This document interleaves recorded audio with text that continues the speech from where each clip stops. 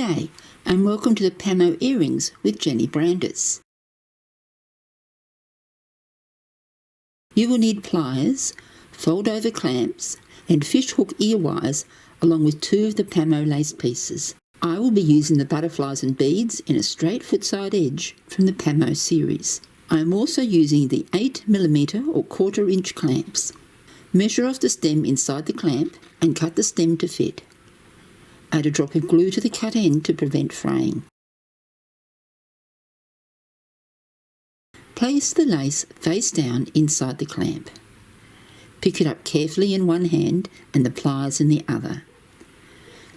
Gently squeeze the edge of one flap and the fold on the diagonal corner to start the fold over. Turn it around and repeat that fold over process.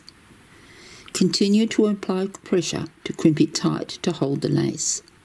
Add the earring wire by bending the ring to the side, hanging the clasp through the eye and straightening the ring back into position. Repeat with the second earring.